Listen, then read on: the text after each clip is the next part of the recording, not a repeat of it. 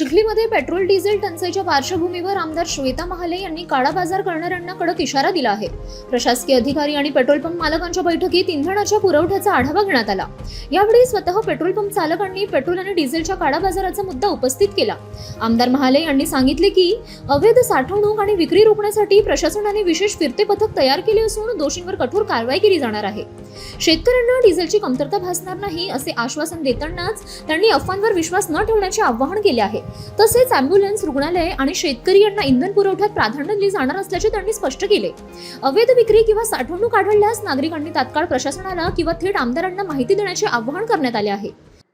चिखली शहर आणि चिखली तालुक्यामध्ये जेवढे पेट्रोल पंप धारक आहेत, मालक आहेत, त्यांची बैठक आणि सोबत प्रशासकीय अधिकाऱ्यांची बैठक घेण्यात आली आणि या बैठकीमध्ये नेमक्या अडचणी काय आहेत त्या अडचणी त्या ठिकाणी जाणून घेण्यात आल्या। स्वतः पेट्रोल पंप धारकांनी त्या ठिकाणी काही जो काळा बाजार चालू आहे डिझेलमध्ये आणि पेट्रोलमध्ये त्या संदर्भात त्यांनी वाच्यता केली। येणाऱ्या काळामध्ये प्रशासनाकडनं फिरतं पथक आपण केलेलं आहे। ज्या ज्या ठिकाणी साठवणूक करून इलिगल किंवा अवैध विक्री पेट्रोल आणि डिझेलची चालू आहे त्या ठिकाणी 100% कारवाई हे प्रशासन करणार आहे। माझी शेतकरी बांधवांना विनंती आहे की तुमच्या शेतीसाठी कुठेही तुम्हाला डिझेलची कमतरता पडणार नाही अशा पद्धतीचं नियोजन आपण केलेलं आहे। त्याच्यामुळे तुम्ही कुठेही गोंधळून जाऊ नका। जो कोणी डिझेल पेट्रोलमध्ये काळा बाजार करत असेल, साठवणूक करत असेल, त्याच्यावरती मात्र त्या ठिकाणी प्रशासन योग्य ती कडक कारवाई त्या ठिकाणी करणार आहे।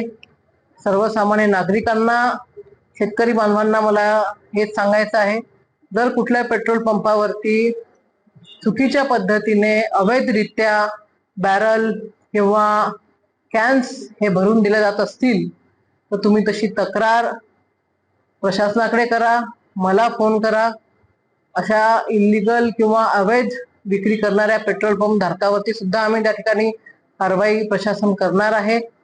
या सगळ्यामध्ये आमचं पहिलं प्राधान्य हे अँब्युलन्स, डॉक्टर्सला त्या ठिकाणी जे डिझेल लागतं ICU साठी किंवा त्यांच्या अजून कुठल्या ऑपरेशनल मेथडसाठी ते, आणि शेतकरी यांना आपण प्राधान्य त्या ठिकाणी देणार आहोत।